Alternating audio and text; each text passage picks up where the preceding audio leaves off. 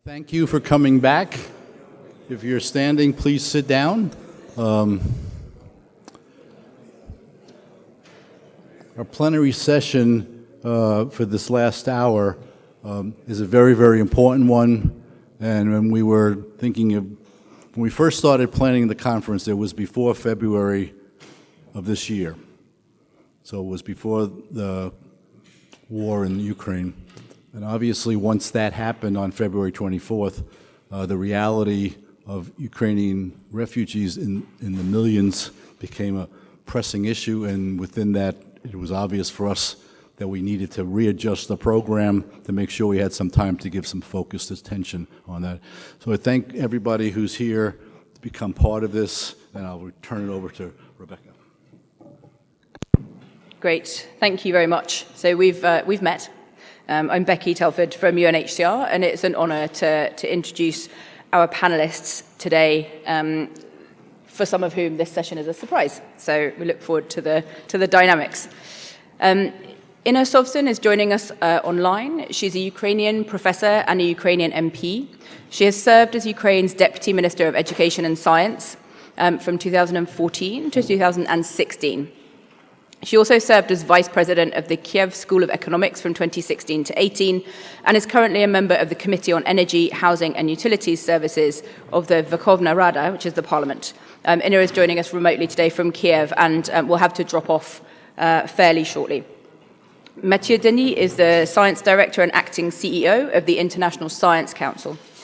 He holds a PhD from Humboldt University in Berlin, in Germany, and he's previously taught history, political theory, I hope this is right, by the way, I'm just reading it out, and industrial relations at the Université du Québec à Montréal and the Université de Montréal. Nilab Ahmed is a DAFI student from Afghanistan. In the wake of the conflict in Afghanistan, Nilab fled with her family to Ukraine, where she lived for about 10 years.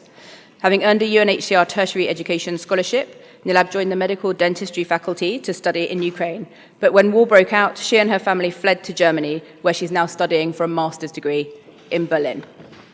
And finally, Catherine Gladwell is Chief Exec at the Refugee Education UK and is one of the founding directors at Jigsaw, a research organisation building evidence in action. This year, Refugee Education UK have launched an education welcome programme supporting refugee children from Ukraine and other conflicts into education in the UK from primary through to tertiary level. So it's a pleasure to be joined by you all. And before I turn over to Inna, I just want to kind of remind us that the war in Ukraine has been an incredibly fast-moving crisis, and it's produced over 7.4 million refugees since the war began. By far the majority of those refugees are actually in Poland, which is hosting about 4.3 million people, with Slovakia, Hungary, Romania and Moldova also hosting significant numbers of refugees. In addition to the immediate neighbouring countries, refugees from Ukraine are spread throughout Europe and beyond. I'm really looking forward to hearing some of the inputs on this really critical moment for Ukrainians and thinking about the expertise and reflections from the panel. But I just wanted to set the stage by noting that the education response to this conflict, as Father Tom said earlier, has been really robust, very fast, but it's also been very varied. Lots of host countries were able to immediately open their education systems and schools to refugees from Ukraine. There are civil society organisations providing language, transition and other support to refugees in many locations, including through the Ukrainian diaspora. And then further abroad, including in Italy, universities all over the world sought to rapidly create scholarship places and pathways to allow academics to continue their work. And we're going to hear different pieces on all of those. But really notably, the government of Ukraine has been able to maintain access to continued instruction through Ukrainian institutions via online instruction. And I'm really looking forward to Inna talking to this point. It's important, finally, to note that Ukraine, as in so many conflict situations, Nigeria, Yemen, Honduras, schools and universities are also the targets of attack themselves. It's a clear signal of how important education is and how central it is to national identity, family, social and cultural cohesion, and to the future of people. So I'm going to turn to our panellists now and invite Inna to take the first question. So Inna, thank you so much for being here. Clearly, your work spans across leadership and policy-level work on the education response and situation, and I'm sure you're in close contact with educators and administrators continuously in Ukraine and outside. Can I ask you just to give us some reflections, a sense of what's been happening with the education system in Ukraine? Thank you. Thank you so much for speaking about this. It is indeed crucially important covering this issue, and I'm sorry I cannot be with you live today, but traveling to Rome would take me 2 days one way, given the current situation. So I decided to join online, though I understand that it would be better to have the talks, during the coffee time and all of that. But I'm grateful anyways that you're talking about education in Ukraine. I will try to give a short overview. If I may, I would like to show some slides to showcase what specifically has been happening to Ukrainian education. So I'm going to switch to my slides now. So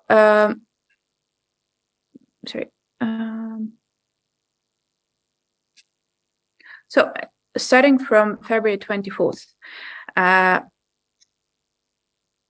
sorry, I'm trying to stop that. Okay, I hope that works.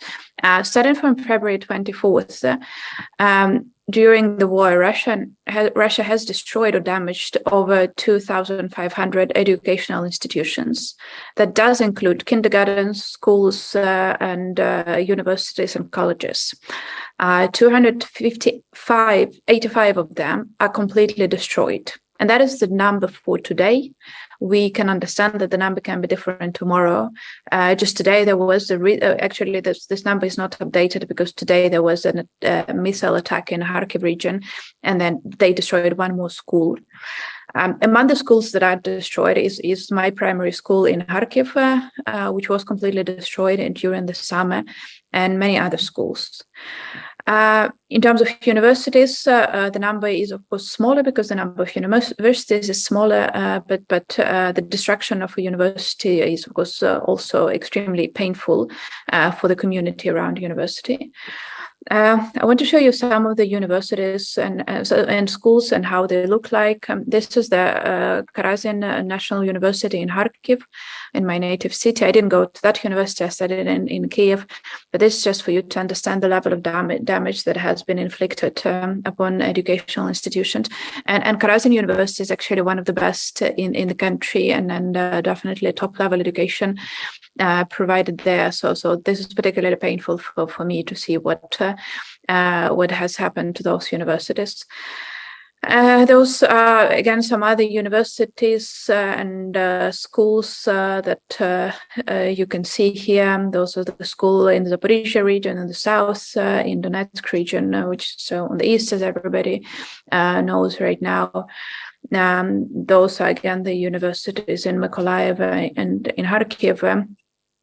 Those are painful pictures to see, but they are indeed targeting those institutions. And unfortunately, lots of those institutions will have to be rebuilt from scratch, and that is going to be a big challenge for Ukraine and for Ukrainian future altogether. Because of the big war, we had to relocate 43 universities from 4 regions. Those universities employ 7,000 professors and 54,000 students. The number is, of course, slightly misleading because it doesn't mean that we have moved them completely. Most of those universities, they continue studies online, so we don't know where specifically those professors and students are being located. And some of them are just not functioning altogether. And the same counts for schools. But we don't have the exact number because that's much more difficult to calculate. But some of the schools in the occupied territories, they continue to offer education offline, but that is getting dangerous for people who are under occupation, for teachers under occupation, because we did have cases of Russians grabbing those teachers and arresting them. Well, if you can call that arrest, basically grabbing them, putting them into prison without any law or anything, just because they can and they want to, and that is why teachers are extremely terrified. The truth is that teachers have been one of the primary targets for the Russians on the occupied territories there, and the number of teachers who got arrested and who disappeared is just immense. And the truth is that I'm gonna sorry. Yeah, I'm going to switch to. So you have to realize that the first thing that Russians are doing once they have established their military control over the situation is they try to establish control over schools there. And that is why the majority of families with kids, they try to escape because they don't want their kids to be going to the schools controlled by Russians. At the beginning of this school year, in a city of Kherson, the representative of the Russian occupation authority claimed that about 1,500 kids went to the first grade in Kherson. This number is about 10% of those who went to the first grade last year. So we can imagine that that's about 10% of those of the kids that actually lived in Kherson a year ago. They actually went to the first grade and under Russian occupation. 90% either fled or they're trying to hide. But also the truth is that the Russians were saying that they will take away the kids from families if they do not go to the schools where they teach Russian language, Russian literature, and they're just being completely indoctrinated. I've watched the video, which is one of the most painful videos to watch, and I have seen a lot during this big war. And this one did not represent a direct act of violence, but to me, it looked like I was watching the rape happening. And what was happening in that video were kids, teenagers, actually, not small kids, but teenagers who are completely aware of what is happening. They were about 13, 14. They were in a school in Kherson on September 1st, which is the date when we traditionally start the school year in Ukraine. And they're standing there and they're waving the Russian flag and they're being forced to sing Russian anthem. And that to me looked absolutely like a rape happening online and everybody watching that, because that just looked so difficult, because those kids was going to Ukrainian school for 7, 6, 8 years. I couldn't know the exact age of those kids, and now they've been forced to learn the Russian anthem and to listen to Putin's speeches and all of that. So the situation on the occupied territories is in terms of education is indeed terrifying. But of course, it is not much easier over here, because on the controlled territories, because as I have shown, the number of buildings that have been destroyed is huge. But I would point out to one more issue, and that is closer to what you are actually discussing, is the problem of the brain drain that I'm extremely, extremely afraid of right now. Because, of course, yes, the damages to the buildings are painful. People were building those schools. It's painful to see what happened to them. I know one school director whose school was destroyed, and she was just crying. She said, I was building the school for 20 years and now it's just completely destroyed. But you can rebuild the buildings. But what you cannot rebuild or what you cannot fix is people leaving and not coming back. And that is one of the biggest challenges I think we are having over here in Ukraine. And in terms of speaking about the future, I think that is one of the concerns that should be implied when debating policies to address refugees' education. I'm very kindly asking anyone involved in developing policies, be it on school, university, or governmental level, regarding the refugees' education, is to build them in a way that remember that Ukraine wants those kids to come back, those students to come back. And for that, we are very much favoring kids who still continue to do some online schooling in Ukraine, even if they are studying in school in Italy or Germany or Poland, for that matter. And I know many families are doing that. So they're going to school in the country where they are currently living, and then they also participate in online classes in Ukraine. There is some work that needs to be done on our side in terms of regulations, because they probably don't need to take math or physics in Ukrainian, but only the subjects like Ukrainian language, literature, history, all of that. So there is some job that we can do on our side, and there is some progress on that matter. But it's crucially important to remember that we need to to build policies that will allow us to avoid the biggest challenge, which is brain drain, because that would be indeed undermining the future of the whole country.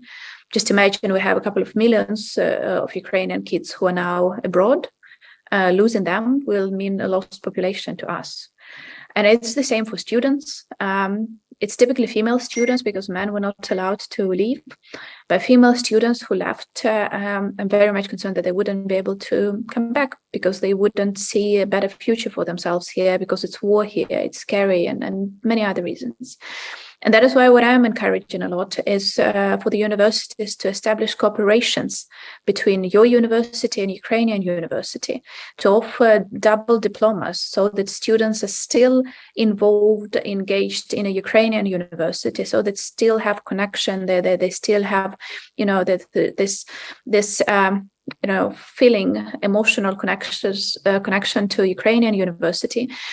Because again, we want those people back, because otherwise, what are we fighting for if we cannot get our kids to come back? That is important, of course. The third issue that I wanted to raise is this. I have read on several sources about the conflict between Ukrainian kids and Russian kids in the countries where they are now residing. I'm asking everyone to be extremely careful and try to understand the pain that those kids are going through. They have been relocated forcefully in the middle of the night. Many of them, they mostly have not seen their dads for a very long period of time. They're reading the news from Ukraine where things blow up every day. And that is something very scary. So I'm very kindly asking you to remember that in those conflicts, Ukrainians are the victims, and please protect those kids from any bullying that I'm unfortunately seeing on the news happening as well. And issue number 4 that I would like to raise is also bring more awareness to the curriculum of your countries about Ukraine, because I know Ukraine for a long period of time was not explained in your country curriculum. And I know that there is lots of rethinking, museums rethinking whether that is a Ukrainian or Russian paint and so on and so forth. But I also think that that should be introduced into school curricula as well. And I think that that is the way to go for the European countries as well. And the last but not least issue that I wanted to address you with is this. People ask me often, what can we do to help education in Ukraine? And there are lots of things that I can ask of. But right now, at this point of time, the biggest and most pressing issue is to help us build and improve the bomb shelters in Ukrainian schools. I'm a mother myself. I actually have to pick up my son in half an hour from school. And today, during the day, there was yet another air raid alert in Kyiv, which meant for my son that he had to go down to the bomb shelter in his school. And his school has a good, well-arranged, clean and nice bomb shelter, but majority of schools don't. And this is a big issue that we don't have the money for. So I'm kindly asking anyone who's willing to contribute, to get engaged or anything. The biggest thing to do right now is to arrange for those bomb shelters. And then more people would be willing to come back to Ukraine, not be refugees, but actually come back and educate their kids there, thus decreasing them, the volume of the problem for the other countries. Because trust me, the majority of those people do want to come back. And the majority of those people are indeed fighting for the victory. And I'm finishing on that. Sorry if I took a bit longer than expected, but I just wanted to finish with one more picture that I like particularly about this war. And it's this one. And this is Fedor Shandor. He's professor from Uzhhorod University on the very west of Ukraine. It's like literally the most western city in Ukraine. He was head of sociology and social work department in the local university, and this is him in the trenches. He got mobilized even though he had no military experience. And here what you are seeing on the picture is him actually giving lectures to his students from the trenches. And I know many more educators, scientists who are doing this. This is the level of commitment on our side, which is immense, and I still cannot believe that this is this is what we have to talk about. But this is the picture that I want you to remember. That we are willing to fight, and we're just asking for a little bit of help from anyone who's willing to engage and to listen to us. Thank you very much, and I hope to continue this discussion. The organizers do have my contacts if you have the need to get in touch. I will have to leave in about 15 minutes, but I'll be happy to hear at least part of the discussion. Thank you so much. Thank you so much, Minister. I mean, I think that was a very stark reminder of how live this is. These aren't theoretical conversations about how to support refugees and how to support Ukraine. It's things where, people are going through this every day. And we were talking earlier about the fact that there are people, kind of on the front line doing this work, making sure that children are educated, preparing children for the kind of different futures ahead of them and maintaining that commitment. So thank you so much for opening the session for us. Mathieu, I'm going to turn to you next. And I have a two-part question for you. Your organisation, the International Science Council, plays a really important coordination role in creating impactful international action on issues of major scientific importance, working on both policy for science and science for policy perspectives. Can you tell us how the war in Ukraine is an issue of scientific importance? And as the ISC mobilised quickly to respond to the impacts of the conflict, can you also give us some detail about the gaps that you are aiming to address? And tell us a little bit about what is unique on the scientific community's response to emergencies. Thank you. Thank you very much, Rebecca. Thank you very much, everyone, for inviting me and for being here today for this important discussion. I realize that after Ina's very strong words, I have a difficult task. I'm going to take you somewhere else, if you don't mind. I want to talk about I want to take a narrower angle in many ways of the topic that we're talking about today, but one that I think is absolutely crucial and essential, and that is the angle of what should we do, what is there to do with higher education professionals and researchers and scientists. So not necessarily the students. Students can be included in that, but more particularly the professional scientists and researchers. And provide a perspective of, my own organization working, talking with other international scientific organizations in this field. Now, I made the mistake not so long ago of turning to an audience similar to this one and asking who are the people who actually know the International Science Council. That turned out to be a rather humbling experience for me. I'm not going to do that today. I'm just going to say that the International Science Council is the world's largest representative federation of non-governmental scientific institutions in the world. It represents the world's academies, the major disciplines, research funders, and the like. And it represents, it has a very broad sense of what we mean when we're talking about science. It's natural sciences, it's social sciences, it's the humanities, it's the technological community. So, when I use the word science, even though we're talking in English today, that's what I mean, right? Wissenschaft, science in French. So, that's sort of broad understanding. So why should we pay the argument that I would make here, a particular attention to refugee and displaced scientists? Well, that's a reflection, as I started saying, that started before the war in Ukraine on the parts of international scientific organization. It really started, I would say, with Syria, Turkey, more recently with Afghanistan, where there was a sense that we need to rethink the modalities of cooperation, collaboration. What happened with Afghanistan, I think, is that the sheer numbers sort of helped clarifying the playing field. That's maybe not the best metaphor, but you know what I mean.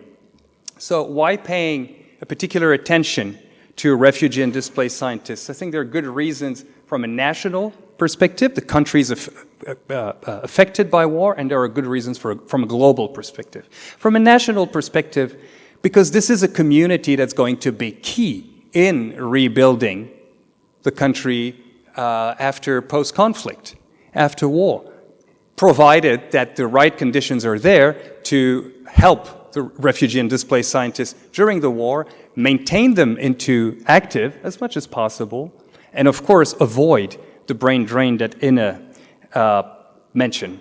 These are the actors that will help rebuild and transform their home countries post-conflict. And globally,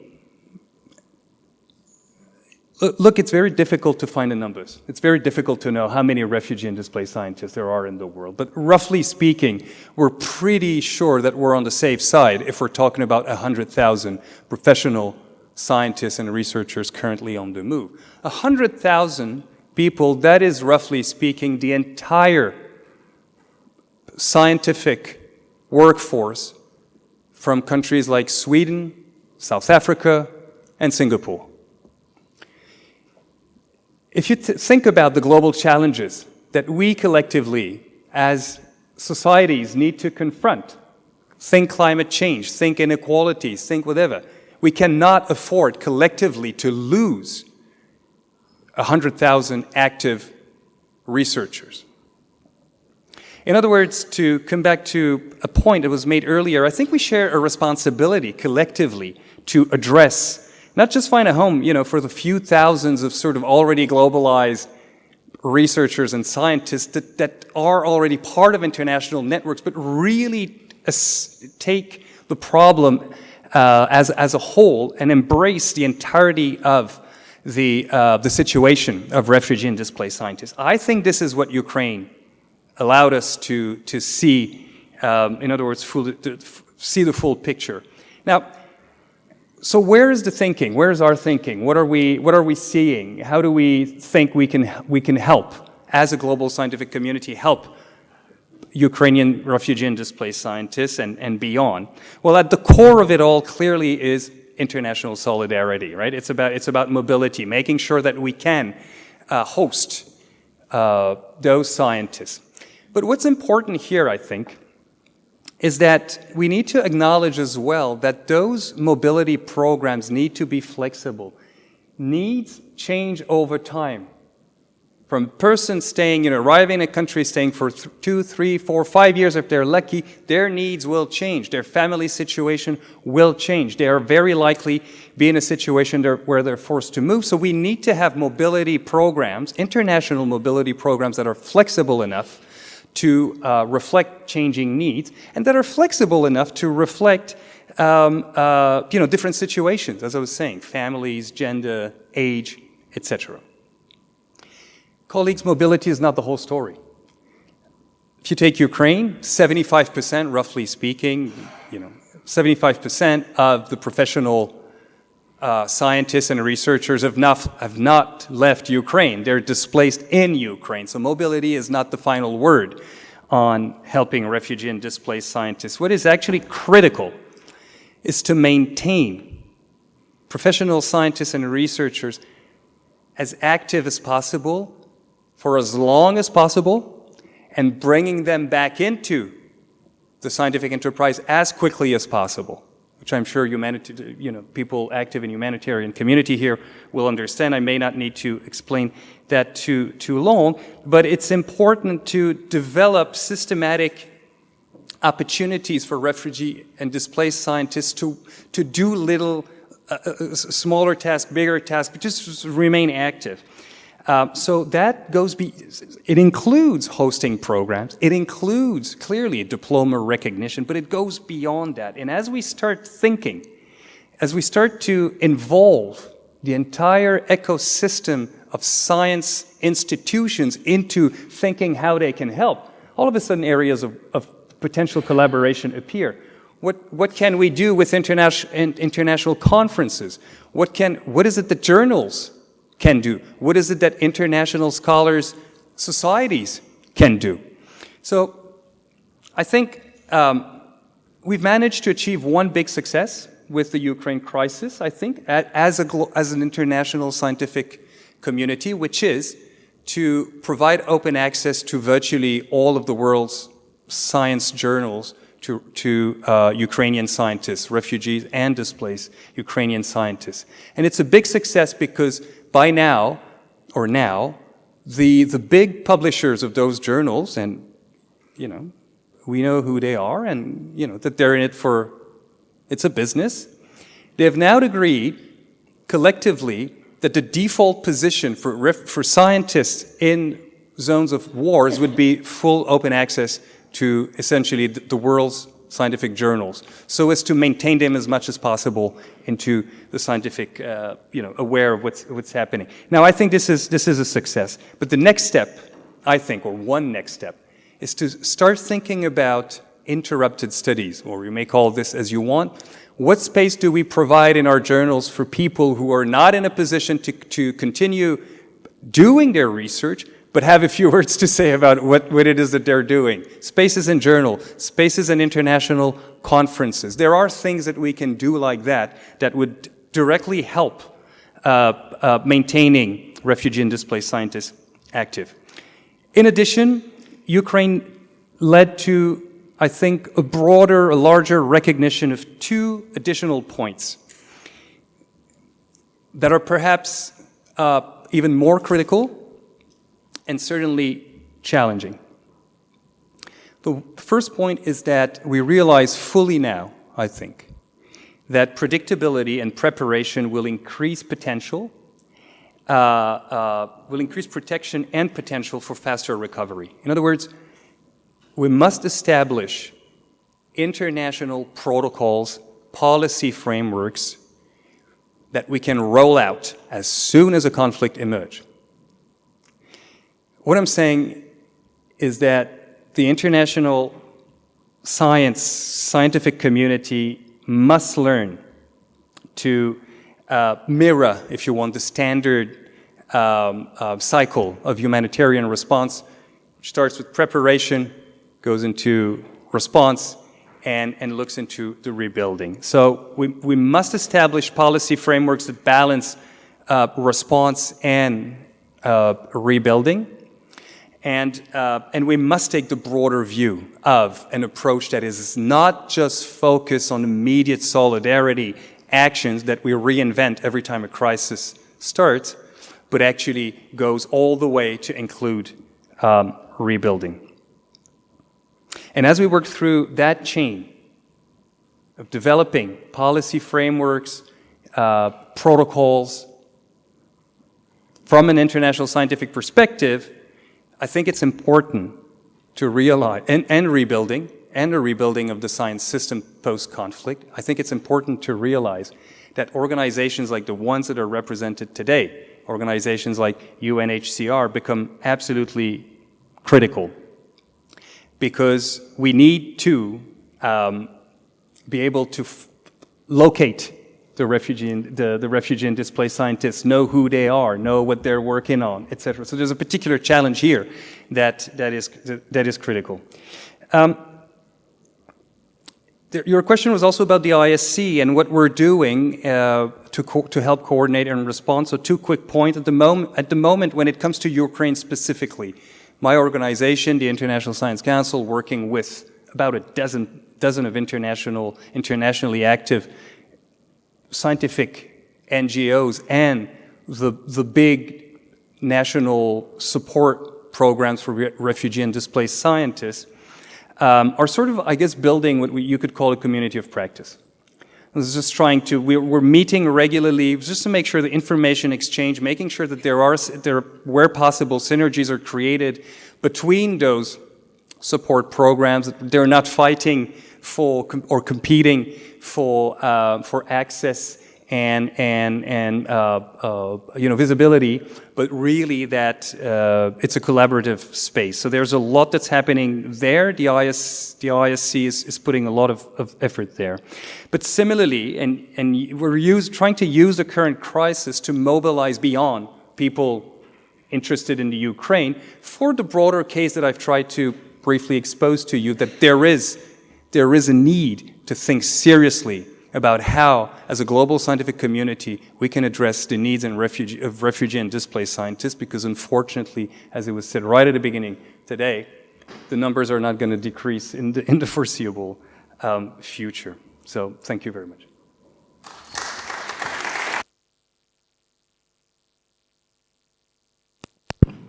Thank you very much, and thank you for kind of reminding us, you know, we're here talking about education, but that's not where life stops, right? It's then what you go and do with that. And as Ina said, you know, making sure that people aren't lost either from education or from their profession, and that we're kind of designing solutions to displacement in a way that support that rebuilding and actually plan with those futures in mind. Nilab, I'd like to turn to you. So, I mean, firstly, congratulations on your Daffy Scholarship. Thank you so much. And also on completing your degree in dentistry and earning a master's degree. I understand that you began that education journey actually in Afghanistan, and like we said, you later had fled to Ukraine. It would be great if you could just give us a personal reflection on, you know, what you're doing now and how you see education fitting into the range of experiences that you've had personally. Hello, everyone. I'm Nilab Ahmad Ramaki. I'm from Afghanistan. Thank you for having me here. It's such a great honor for me to be here today. And thank you for the question. Well, I'm an Afghan refugee. So first we immigrated from city to city in Afghanistan. And later we had to immigrate from country to country. And currently I'm living with my family in Berlin, Germany. As a refugee, it's really difficult to think about higher education. As maybe a lot of refugees, they already know that they face a lot of difficulties, challenges. So I will talk about my own experience. Because when refugees, like immigrating to other countries, refugees have a lot of problems, difficulties, challenges. It can be cultural, it can be educational, financial, or language, religion, different. So when I became a refugee in Ukraine, I was really worried that maybe the local Ukrainian will not accept me due to different reasons. But later I realized that Ukrainian people are such a great people that all this time when I was in Ukraine, they never reminded me that I'm a refugee. Even they never gave me the feeling of a refugee or a stranger.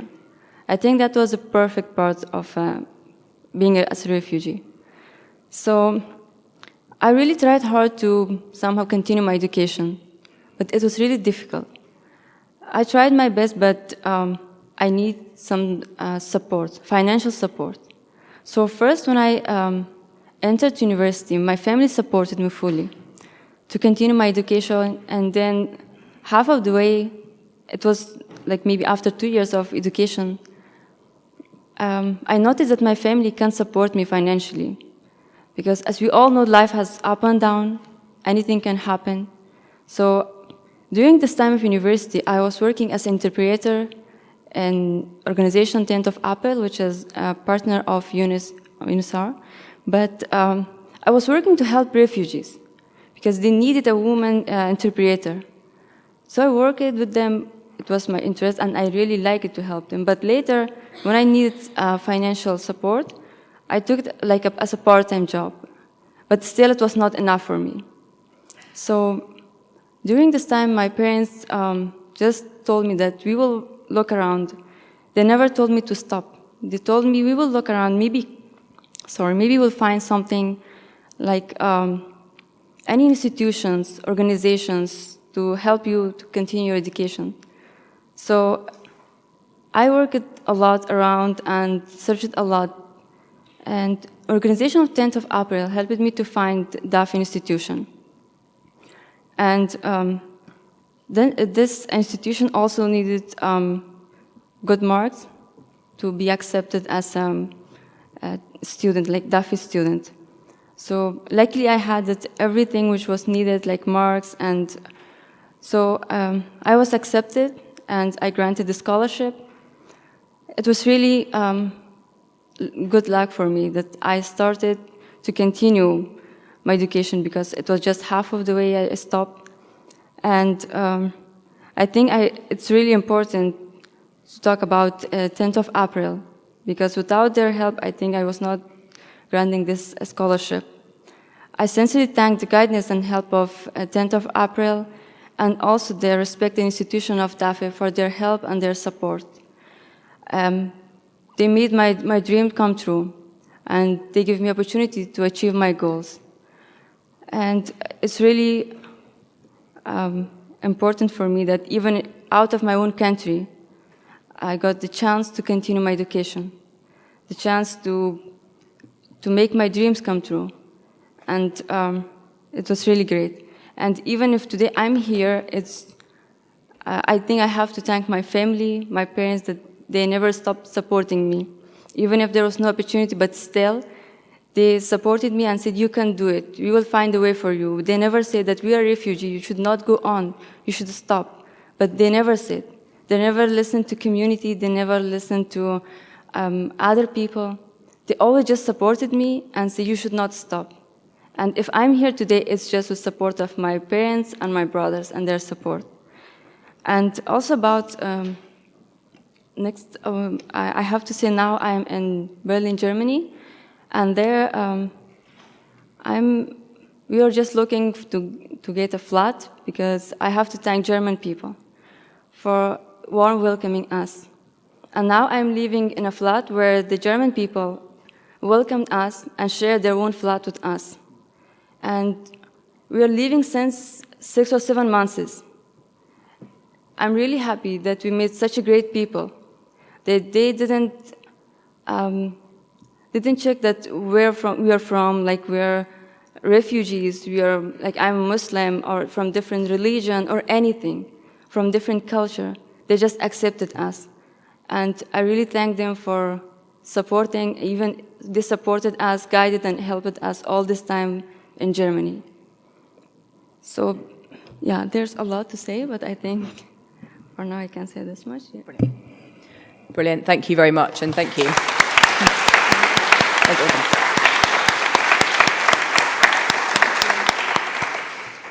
And thank you for sharing, your personal reflections, because I think it's really inspiring, to hear you talking and to have that reminder that there are, people out there putting in place support, but also being able to rely on your family and on yourself. I mean, it takes significant courage and drive to kind of keep going and have that sense. And so I think that's a really important thing for us to remember here. So I'm going to go to our final panelist before we come to the Q&A, so think of some good questions. Catherine, can you tell us a bit about what's been happening to support Ukrainian refugees in education in the UK? Yeah, sure. And thank you for inviting me to do it. I've had about 1 minute's notice before the start of this panel, so you'll forgive me for the lack of statistics and things like that to hand. But there are a few things that I would like to share. And I think the first thing is to say that what's happening in the UK higher education sector now comes kind of off the back of really more than 10 years of a number of organisations and universities working to make the UK higher education sector a more welcoming and inclusive place for people who are refugees and asylum seekers from all countries. But what this crisis has really done is, I think, kind of woken up the sector on a scale that we have never seen before over the last 10 years. In terms of the opportunities that universities want to provide for refugee and asylum-seeking students. And so we're hoping that it will act as a catalyst to really mobilise the sector for refugees and asylum seekers from all countries in the future. But there are 3 kind of specific things that we've seen in response to the crisis in Ukraine over the last 6 months or so. And firstly, that is the enormous offers of scholarships for Ukrainian students, both for those who are coming to the UK through the community sponsorship scheme. So it's the UK government's kind of visa program for Ukrainian refugees. And the way that it works is that Ukrainian students can be sponsored by somebody who is attached to the academic community of a particular university and then access university as part of that sponsorship arrangement. There are also scholarships for those who are already here in the UK. Of course, it's a limited number of students who are actually being sponsored by somebody within the academic community of a university. There are many more who are here because they had an uncle in the UK or some other connection to the UK and want to continue their education once they've arrived. So we're seeing full degree programs, academic English, auditing of courses that are relevant to the studies that they were doing in Ukraine going on.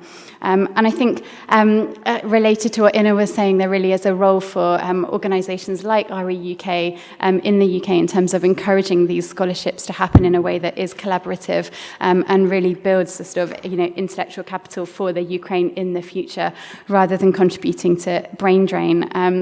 And I think that brings me to the second thing that's been happening in the UK, which is an initiative led not by us, but by an organisation called Cormac Consultancy and Universities UK around university twinning. And I don't have the exact stats, so I fear that I'm either kind of wildly over-exaggerating or wildly under-exaggerating. But I think that it is about 80 universities or so in the UK, and I'm kind of scanning around for someone who might know more than I do about it. 71. Okay, 71. I'll take that. It's not bad, not too far away from 80. 71 universities in the UK that have twinned with universities in Ukraine and are working collaboratively to work out, on the basis of what the universities in Ukraine say would be helpful to them, what they could contribute to support their twin university through this next season. And it looks very different across all of the different twinning arrangements that are happening. So scholarships, university twinning, and the third thing is thinking about the pathways to university for students from Ukraine. One of the things that Refugee Education UK does is run a national advice service about access to further and higher education. And for those of you not familiar with the British education system, further education is our sort of post-compulsory, but not fully tertiary. So we have a lot of access courses, we have programs for 16 to 19-year-olds, we have a lot of routes into higher education and a lot of vocational and professional development courses as well. So that advice line that we run has been utterly overwhelmed in the last few months, to the point that the team who run it have asked me to stop talking about it. So it's okay, because most people here aren't working in the UK. They've asked me to stop talking about it because they just can't get back to the level of inquiries quickly enough. And it's students who aren't quite ready to go to university or who had just that missing piece that they were about to complete, wanting to know, what do they need to do to get to the next stage.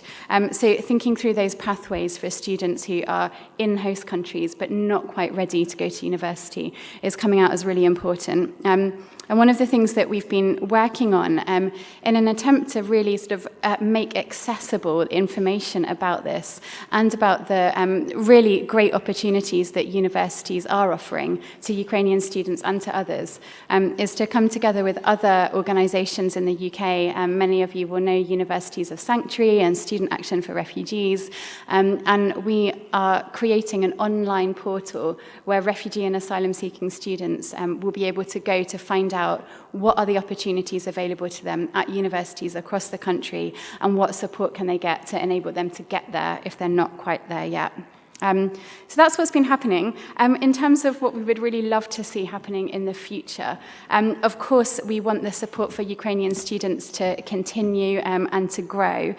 We also want it to extend to other students, and thinking particularly of students and really, really appreciating what Nilab has shared today, who have been studying in Ukraine but who aren't Ukrainian and who are so often excluded from the opportunities that universities are offering. We would like to see them and international students from other countries included in these offerings.